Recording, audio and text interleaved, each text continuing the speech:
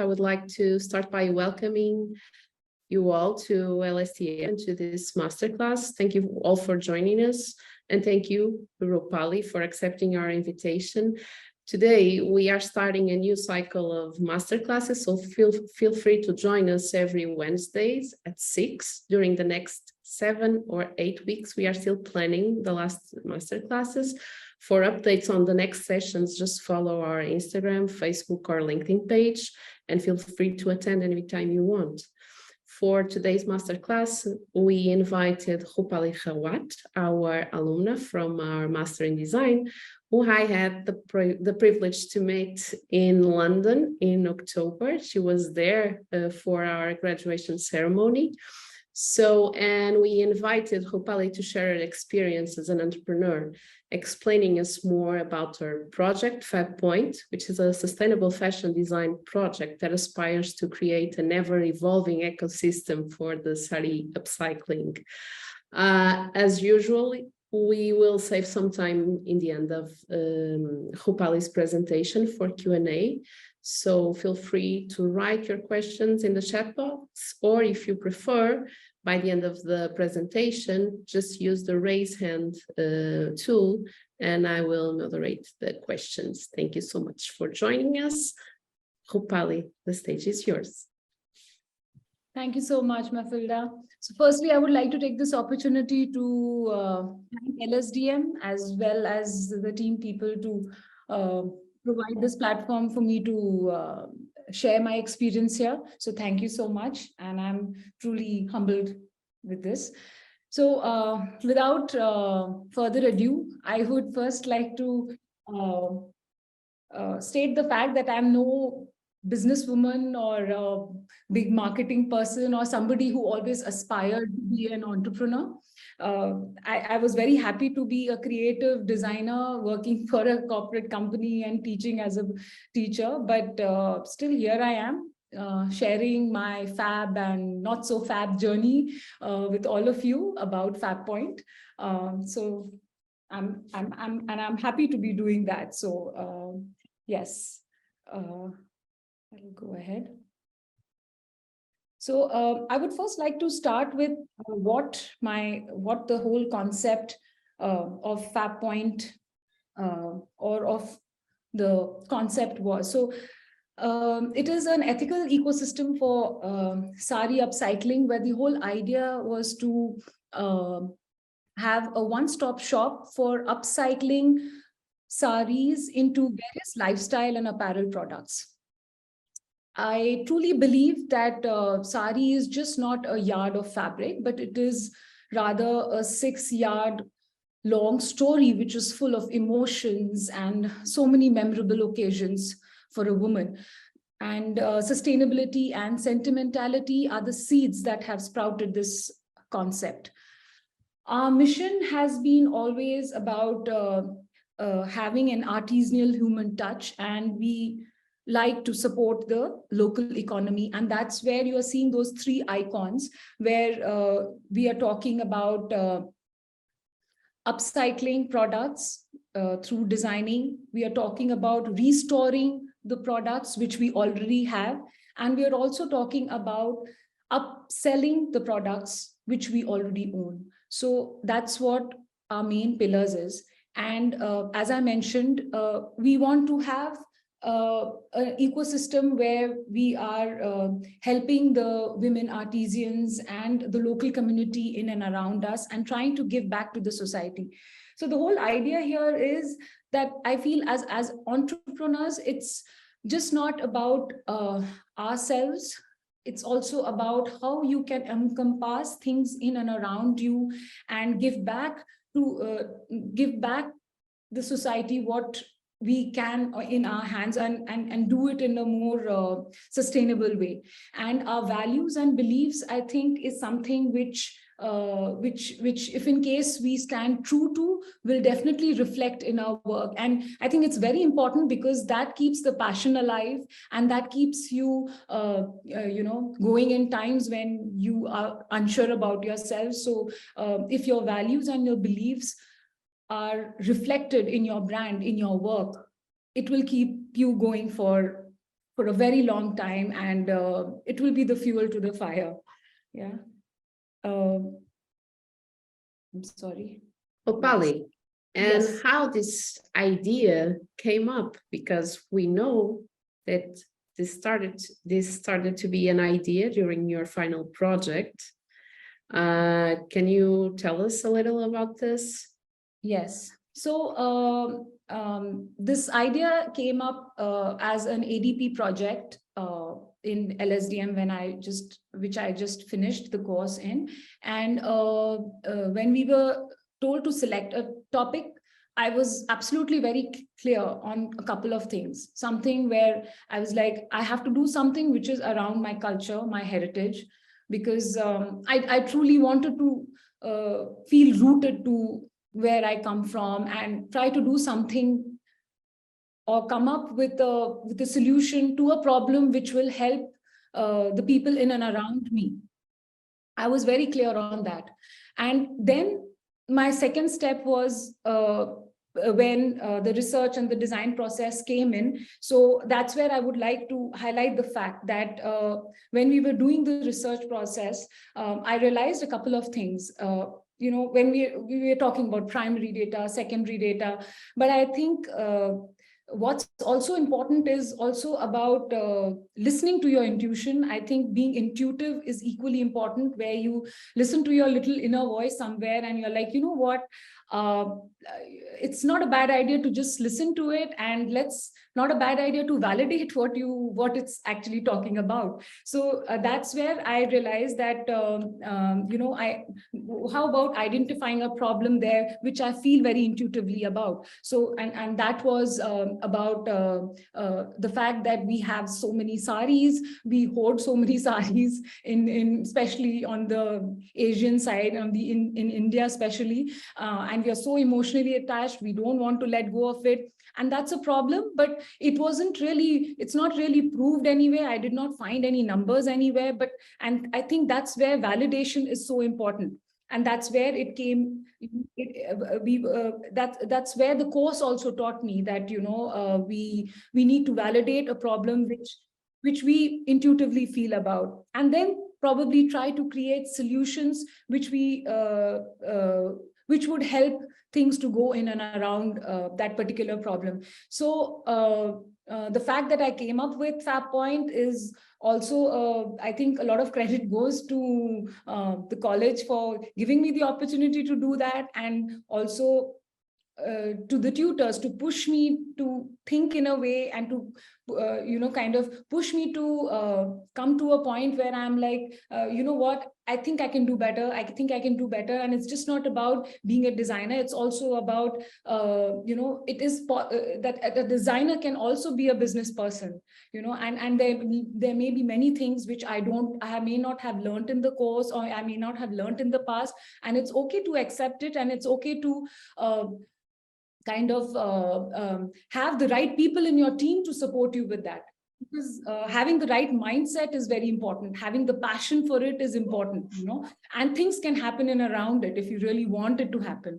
So yeah, that's how the idea came to existence, and I took it forward into my career path. The idea, the option was either I do my PhD, because I came from the academics background, or the option was that I try to do something different. And that's where my second point lies, where I'm actually talking about people who really want to do something on their own and they feel very hesitant. So there was a little bit of research study which I was doing, where it was saying that it's about 86% of the people really don't want to take the leap of faith. There is this inner thing in them that, like, you know what, I really want to do it, but I'm okay. I know I don't want to leave my comfort zone, and I'm okay with it, And so I just want to reach out to those kind of little inner voices where it's that we should, just believe in yourself and go for it. I think it's something which will be which you will hold really close to your heart, and it will also help people in and around you. So as a designer, as an entrepreneur with an entrepreneurial mindset, I did face a lot of hiccups, and especially on the commercial aspects, on the marketing aspects, because that is something which was never my forte. But I think I've come around it. I've had the right people now who are helping me with it. And I think we are all open to learning. It's good to have that mindset. There's no age for learning. It's okay to accept it and to move forward with it. So now I was never very good with maths, and now I have to deal with numbers every month end. And now I think off my mind, I've become really expert at it. So these are little small things which you just explore about yourselves, and it's a bumpy but a very enjoyable ride, I must say. So and we learn step by step, and it's okay to be patient. We've got to be patient with ourselves, is what I realize, because we just feel that we want to arrive there soon, but it's like having a baby where you have to nurture it, you have to take care of it, and it then grows up, and you're like, okay, it's fine. So having something like a brand as a concept or as a label is very similar to that, I feel. So we've just got to be a little patient. And there's something which I wanted to highlight was validation and proof of concept. So when I was doing my project, there was a vision which was there in our mind. And I think as startups, as entrepreneurs, there's always a big picture in our mind. And it's good to have that big picture. And it's also okay that to accept the fact that you may not arrive at that big picture so soon. So in my case, for example, my final vision was to have an app where people just take the phone and they scan the sarees, and voila, all the prototypes, digital prototypes come in, and within a couple of minutes they check out, they have their approved styles, and it's done. That was like my ideal dream and my vision. And then suddenly the reality strikes me, where I realize that there are many problems and there are many issues. For example, financial issues, resources, because if you're talking about creating a web, you're talking of creating an app, finances and the support which you require has to be the right one. And yes, I do not yeah, it's a very huge investment. Yes. That you need to take. So it's better to test first the concept and the business idea. Yes. And why validate is because once it is validated, it's not only getting validated, you can also ask investors, because if you're reaching out to investors, you need to be sure about yourself, about your concept before pitching in the idea with them. And it gives you that confidence. There are many people who will pitch in the idea even without a proof of concept. It's not necessary, but I feel it's going in the right direction. It's giving you the trust and the faith in your work that what I'm doing is right, and here I am. Can you please look at it and give me the right investments or the right support which I require? So that's equally important. So that's where the proof of concept comes, and I'm still in the process of doing that. I gave myself about 6 to 8 months to do it. And I'm still in the process. Maybe next year I hope to achieve somewhere close to my proof of concept. But yeah, it's a step-by-step process. And in this entire process, it's very important not to lose focus, because many of us get very derailed. It's good to be passionate, but also, when you're very passionate about your work, we tend to lose focus because you're all over the place. At least it happened with me. And I think it's a very natural thing. It can happen with anybody, because there'll be so many people, there'll be so many advices. Your advisor is going to tell you something, your partner is going to tell you something, and you'll be like, and you want the best for your business. So what do you finally do? So, so it's okay to hold back, take a deep breath, focus, and it's important not to lose your focus. What is your final vision? What do you want to do, at the end of the day? So think about that and then, get going with it. So be patient with yourself also. So that's equally important. And I think I've learned that lesson myself. And whenever I forget it, I have to keep reminding myself, hello, take a deep breath, And again, being an entrepreneur is just not about yourself, me.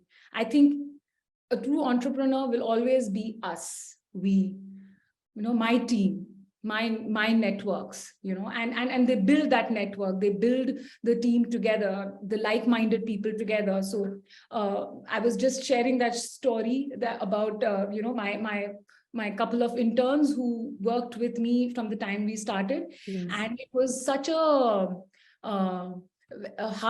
very heartwarming feeling for me when their course finished. And the first thing that they told me was, Roopali, ma'am, we don't want to leave you. Can we please continue? And can we please continue with you? We want a job with you. And I was like, okay, are you sure? I will not be able to. If they wanted, they could have gone to the corporate world. They could have got much more higher salaries.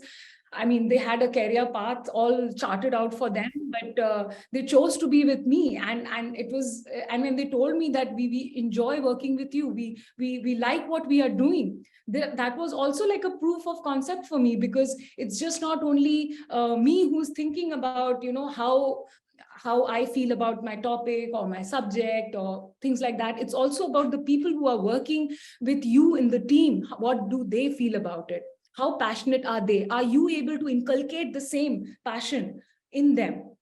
I think a true team player will be successful in doing that. So I think that's... And people identifying with the purpose of the company as well. Yes. Because you have a very strong purpose with this project. Yes. And then yeah, please. No, I was just going to your next topic. Yes. Which is facing customers and facing reality. So it's still part of the validation. Yes, it is still part of the validation, because when we're talking of the customers, we have an ideal customer mindset, that, oh, my customer, because when we are making that customer chart, because I still remember doing that for our projects, age, demographics, and all of that. And, you just write down, and it's also preset in our mind. But when it is in actual, or when it is in reality, at least for me, it was like, voila, this is like quite a change, because I had, I had these youngs, right from a young teenager to just today. I had like a 65-year-old customer walk in, very clear. There's this old couple, and they were like so cute. They just came into my studio, and they were like, I want, and she was apt clear what she wanted. There was no kind of giving them any design solutions. And I'm talking of like a 65-year-old lady who comes in, and this was a nice andro jacket and a garment which I had designed, and it was lying. She's like, I have seen that and I want it, and this is the fabric. Please take my measurements, and I'm done. That's the kind of clarity she has. And there are some customers who will kind of, I don't know. And then you need to kind of intuitively probe them into getting some answers and figuring out what they want. So there are different kind of customers, there are different kind of reactions you will get. And because sari is they are so emotionally attached with it, they want reassurance all the time. They want to, unlike going to a tailor where they just give the fabric and they say, make it for me, or unlike a fast fashion where they just log in and pick up a garment, there's not that bonding lacks. So they can think of doing something like that. But with a concept like this, they want to be sure that it's going in the right hand. And before the scissors slices through their saris, beloved saris, they want to know what the final outcome is. And I think that's where our Fab Point's USP lies, where we said that, our digital mockups is going to do the trick. And so it kind of inculcates that reassurance in them, that faith in them, that this is what my garment is going to look like, right from the placement to the fall to the feel, everything. So can you explain what Fab Point does? Yes. So yeah, I am a customer. I have a sari, a very old sari. It was from my mother's wedding. And I don't use it how can you help me? But I'm emotionally attached to that. So Yeah. what can Fab Point do? When we get sari like that, rather we had a customer who reached out to us recently. She came up with a sari which her husband had her first sari from her husband, and her husband had expired a couple of years back. She came to us and she gave us the sari, and she was like, can you make something out of it? It's just lying inside my wardrobe. And then I saw about this concept of yours. I thought I could give life to my earlier memories. It was very emotionally touching for us, and I was like, I've got to do something really nice for it, and I'm under pressure. So she came to us, and she did not have much idea on what styles to do and things like that. So we kind of take them through the entire design process. We'll show them inspirational pictures, sketches, post which we will kind of take their measurements. I will take you through a process where I will explain how we do, we suggest styles for different body types. We also do that because you have various customers, various tastes, various body types. We cannot standardize shapes and sizes there. So we figured out that way through. And then when we come to the digital mock-ups, we share it with them, we discuss it with them. So it's like a long design journey which we share with our customers. And I personally enjoy doing that. And if you keep them involved and you keep them roped in, because they are also co-creating the designs with you in a way. Because their thoughts, their ideas, they may not be doing it exactly, but they feel it is getting interpreted there. So it's like co-creating that product with them. And then when the final product comes, we give it to them for trial, or we courier it to them. However, because we are pan-India right now, and then the final product comes. So that's how each customer is different. And my first set of saris, normally which I made, came from my mother-in-law, where I told her, you know what, just unbox all your saris, let's see. So she came up with about 50 saris, and I said, now they're all mine, please give me. And I created my first line of products, and we did the photo shoot with them. And I created a product for her from her mother's sari, which was like about 55 years old.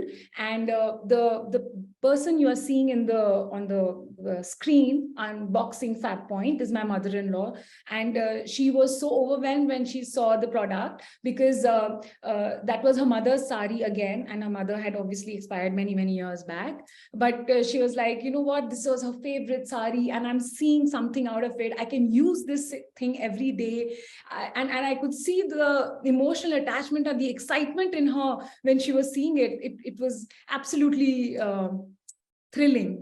So as an entrepreneur, you do have your lows, but I think these are the thrills which you whatever you are doing, there will definitely be a creative side or a passionate side which you will definitely enjoy.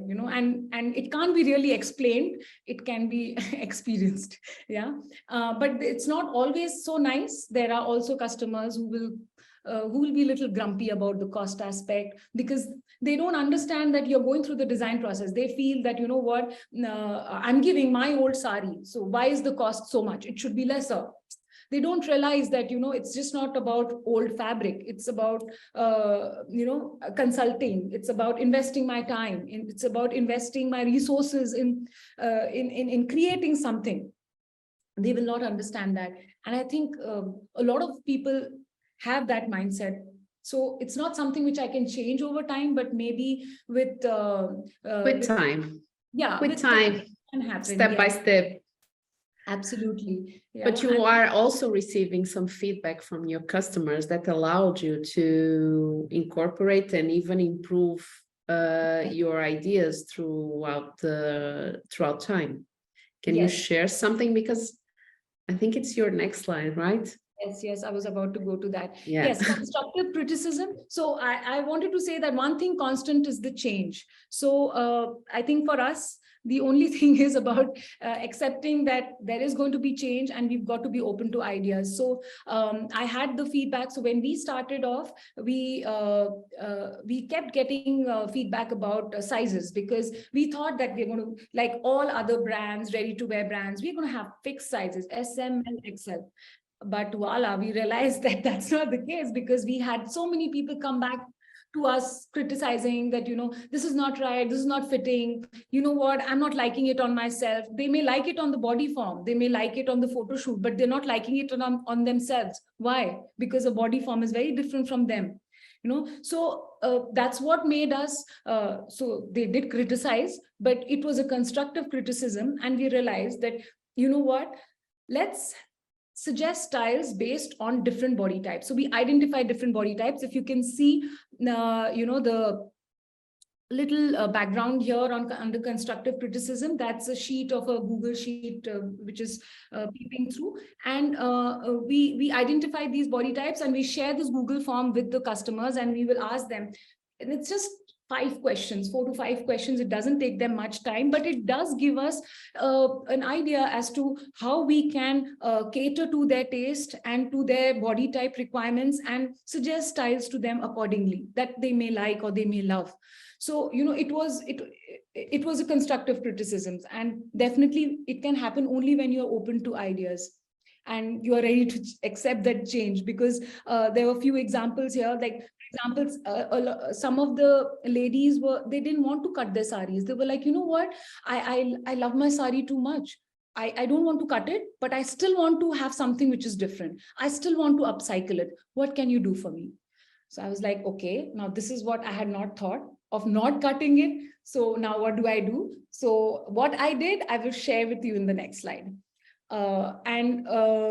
Looking for creating business opportunities is something as entrepreneurs we always got to look at. We may make business plans, we may make 5-year, 10-year horizon aspects, but I think when you are on the ground, there'll be some things which will evolve, which will change, which will make you think, you know what, I think this is not right. I think let's do this. There'll be some decisions and some opportunities you will create yourself, or you will derive yourself, when you are on the floor directly. So again, for example, when we thought we are dealing with saris, we are not going to do anything else. It's only saris. And then suddenly we realized that why only sari? People actually asked us, you are upcycling. Why can't you upcycle, a dupatta, a stole, a fabric? And we were like, yeah, actually, why not? Why can't we? We are still being true to what we are doing. Why not? It's giving me more opportunity to venture out with different fabrics. Why not? So that was an idea which came up. Then we were like, you know what, we're going on saying sari, but then how about something which supports the sari, which is helping the pre-loved saris? So we came up with these muslin bags and potli bags, which will help you preserve your old saris. Then again, we were stuck to, this concept is for women. My client is a women clientele. At least I started like that. And then now when I'm there, you won't believe 90% of the time the women will be accompanied by their partners. They will be giving them feedback, and they will be equally a participant to the choices, and they are very keen in getting something done for themselves. And that's what got me thinking. So a couple of them asked, you know what, why can't you just make a simple kurta and an outfit for me? What is your problem? I want to use my mother's sari for it. And I'm like, you know what? Yes, why not? Why is my clientele just just because it's sari? Because there's some such preset ideas in our mind at times that we don't think about it. So what I'm just trying to make a point here is it's okay to be open to ideas, and it's okay to venture out and validate them, and then proceed further, because I think it'll only help you get more clients, more customers, and it'll be good for your business. If I'm talking about business dynamics, a small example, we thought we are talking only customization. People can give their saris and I will customize it for them, and that's it. But then I realized, there's a commercial angle to it. The moment I'm doing this, the time frame like it will take about a week, 10 days, or even if they are outside, 15 days time for me to churn out one particular, the whole design process, thought process to end delivery. So that means the money is not churning, the finances are not, you're not getting quick turn-ins. Income, yes. Yes. So what do I do? Then that's where my ready-to-wear line came in. And I was like, how can I have a ready-to line which is still true to my concept and to my value? So we thought, why not make products which are left from all the sari leftovers? So for example, the product which you see here, that's a toran. Toran is like a hanging which you put on the doors. It's considered auspicious in a lot of Indian families here in their homes. Why not make this out of the sari border? So when, so whatever sari borders were left out, we made these torans and we actually gave it for Diwali, and we made it as hampers for Diwali, and people loved it. Yeah, so we just did the little bit of add-ons and they looked beautiful. We got very good response for this.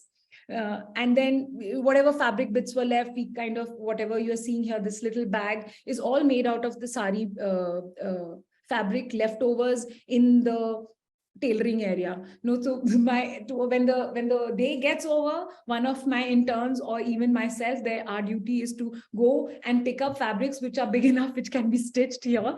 I mean, which can be stitched into like a large chunk of fabric. So every week we'll collect, make a large chunk of fabric and then convert them into these kind of products. So we have bags, we have wallets, small products. And these are my ready to sell lines. They may be low cost items, but at least, you have something which is like coming in terms of income.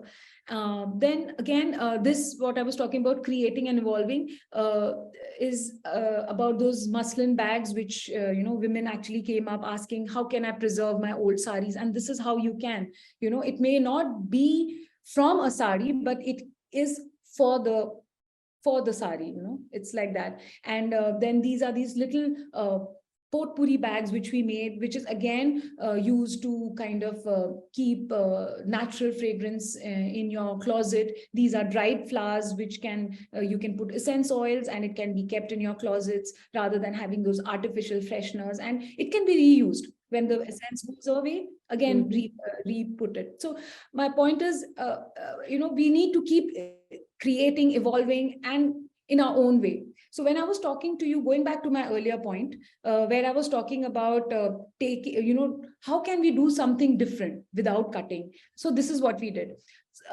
We thought, why not take old saris and then kind of do different forms of work on it. And you know what, it is really challenging because every sari is so different. We cannot have a standardized template here.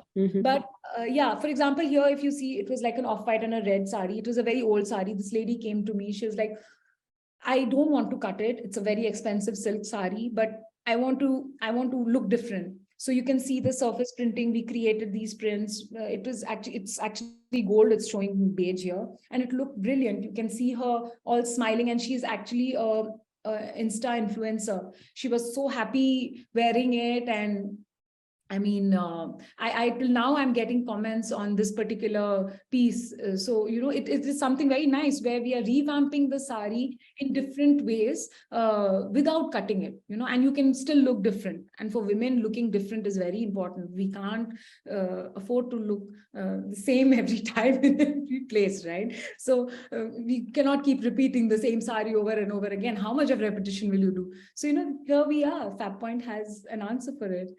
Then another example is here. You can see how this old sari looked like, right? It's a client's pre-loved sari. It's like completely faded. We got it dyed. We put these small tassels. We did a lot of jing-jang to it. And here she is, Rashmi. She was from Bombay. So she sent her sari all the way from Bombay to Bangalore, and we got this done and gave it to her. She wore it for Diwali, and she was so happy. This is again upkeep, where I'm saying that without cutting your pre-loved products, we are able to upcycle it for you, and you can, and we are increasing the longevity of it, and you are able to wear it.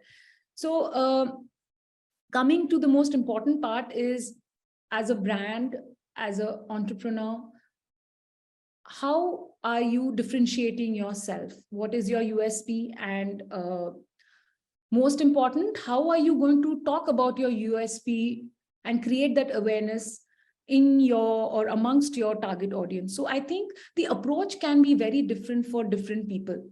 Yeah. At times, there could be set rules for you where you are saying that, you know what, I think marketing means only certain things which I need to do.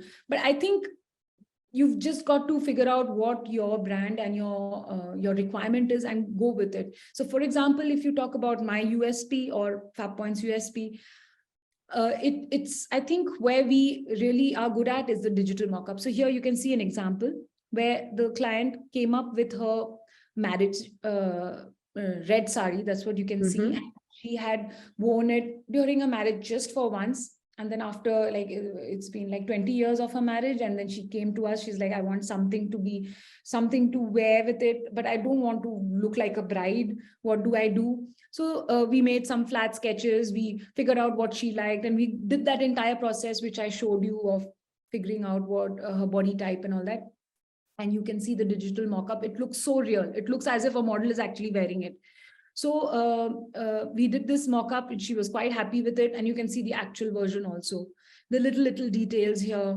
And then we put it in that same muslin bag, and she loved it. She was like, you know what, this is amazing. I'm able to, I can feel as if I'm a bride all over again, but only mentally, not physically, very sweetly. I'm like, what do you mean mentally? And like, no, because I'm not draped the sari, but I know I can connect with the feelings which I had when I first became a bride, when I'm wearing this, So it was a very, it was in a very encouraging and a very emotional thing for me also to hear that from a client. And there she is wearing our creation. She was like, everybody loved it. She praised it a lot. And you are doing also, and you are working also with men, right? So you are revamping or reusing saris and transforming it into menswear as well.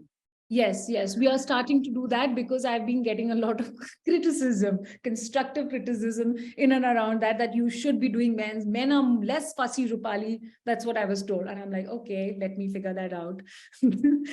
We are less fussy. Please make something for us. And I'm like, definitely. So we are, my first product range will go out in the next week, where the couple is actually wearing. So from the same sari, I'm getting an outfit, not a whole outfit, but it's like a jacket for the guy and a bottom for a lady. And we're coordinating both of them. So they're like Mr. and Mrs. going for a wedding, So amazing. It's quite nice. Yeah. Even though it sounds cheesy, but it looked really cute, and I'm really looking forward for them to wear it. So now, coming back to creating awareness, I think again we need to figure out how and where your audience is. Like, for example, for me, I think my audience is definitely, I think Insta, social media is something which is working for everybody. But when you say social media, again, it's not the entire platform. I feel like, for example, for us, LinkedIn is not where my potential clients are, but we are present there. Maybe it's more of Insta, it's more of Facebook, and that's about it. Twitter, LinkedIn, Pinterest. I mean, these kind of areas is not where our target audience is coming in, where the crowd is. So with time, you actually realize where you should be investing your time, money, and energy. For us, I think this exhibitions worked out really well. So you can see a couple of photographs here. I recently did a Christmas exhibition where we displayed all our products, our ready-to-wear line, and even here what you can see, and we got extremely very good response in and around that. So again, you need to reach, but what's important is, are you able to reach out to your target audience? Are they hearing you? Do they really know what your USP is? At least till the time you become a brand which is well known. So for entrepreneurs, it's important for the initial years to invest that time, energy, to be, to be invested in a place where your voice is heard to the right target audience. And I think in the last, I would just like to mention that I think keeping abreast with the current trends and keeping in mind the little minor details, because the big picture, the big vision is definitely important. But I think we should not lose focus on small aspects also. And it may just sound very silly. I was just giving an example, like when a garment is made, I will look at the whole garment, but then I'll be looking at those little inside out details. I'll be looking at the buttons. I'll be even looking at the thread, what kind of thread is being used, kind of music which is going on Insta, what kind of language is it actually talking. It's very important that as a team leader, you inculcate these habits even in your team players, I mean in amongst your team, because I think that's what makes you stand apart from the rest of the crowd, who are not investing so much time, energy, and creativity in coming up with a product which is so well thought of.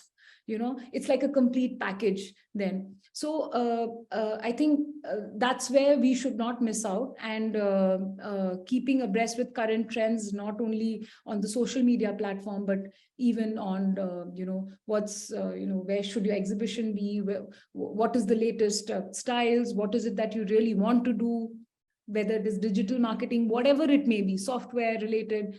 I think it's equally important. And in the end, I would just like to say that if somebody like me, who came from a completely non-business background, somebody who never ever thought I would be doing what I'm doing now, can do can do something, can create a brand and can go forward with it. I think everybody who's here watching or seeing and has that little inner voice in them that, I think we want to do something, we are passionate about something, and we really want to do something around it. I think you should just go for it, because for me, I will not say midlife crisis, but I really feel that, it was all whatever I have learned in my entire tenure. Yes, you had a 20 years experience in fashion. Yes. You were teaching when you decided to enroll for the master. How can I help all that? How can I culminate that knowledge, that experience in helping people in and around me, and also imparting my knowledge in a certain way? And how can I be productive in the right direction? So and I think what I'm doing right now is a beautiful way. I feel very complete about it, and what I'm just trying to say is that each one of us will have that little passion in them, and we should not let it go down. We should just go with it, and I'm sure it will be something which will be remembered not only by you, but even by people in and around you, your friends, your folks, your families, and help everybody and inspire everyone. Yeah. So thank you. That's the thing with the meaningful projects. Thank you, Roopali. I don't know if some of you have questions. You can just share your questions in the chat box, or just raise your hand. Feel free. So Roopali is here to answer all your questions. Well, if I may, Mafalda. Well, I mean, Roopali, first of all, congratulations. It's an amazing project. There are so many upsides. We always talk about upsides to things, and this is an amazing way to talk about upsides of what, good design thinking can do, good management skills can do, and what a proper vision and mission can do. One of the upsides which I was thinking about straight away is regarding slow fashion. And I think it's a movement you are and your project is aligned with. And it's something which needs to be looked into to sort of offset or balance the excesses of otherwise the fashion industry. Of course, much more about that. But I think, this is one of the ways in which, there are resolutions coming from the ground up, which makes it very promising. And just another observation which I had, I was looking at all these wonderful products which you've created, and I was just thinking, sneakers in these beautiful patterns will look amazing. And I'm sure that there will be a huge market, I mean, who would love to see sneakers made with these beautiful fabrics. And I think well, I have a background in footwear design, and I was just thinking, I mean, it can be, I mean, especially those kinds of boots or those kinds of sneakers that are slightly ankle boots can become very nice vehicles for transmitting not only the value of the fabric, but also the value of the emotion of what you're doing. Yes, that's a nice idea. Yes, accessories is something we can look at. Accessories, shoes, all these things we can look at now next. Yeah. Thank you. Anyone Can I say else? something, Yes, Mafalda? of course, Manuel. Welcome. Yeah, so congratulations, Roopali, for your presentation. And although you were a design student, so I was recognizing a lot of marketing here in your presentation, in your path. Yes. The storytelling, the branding, the personal branding, the mission, the values. You just embroidered, to use a word related to your subject, some of the key factors of putting things together, marketing and design, and developing your business. Some parts of business management that you probably learned along life, and completing that with your now academic background, and putting this all together. It's beautiful to see this all flowing, and for us it's a joy to see that all pieces come together, and that you can grab your knowledge, and you can grab what you learned, and blend it in your personal versus professional life, and just move along, and it's never late. So congratulations. Yeah, it was fabulous. Thank you so much. Thank you for Congrats. encouraging words. Thank you so much. Well, I don't know if we have any more questions. I guess not. We are reaching the 7 hours, so it's 7 p.m. here. Thank you so much, Roopali, for joining us. It was a pleasure. I love your project. I do. It's an amazing project, and a very promising one, I believe. And thank you for all the ones that were here in this session. Just to let you know that next week we will have another masterclass. Stay tuned to our social media channels, and let's keep in touch. Thank you all. Bye-bye.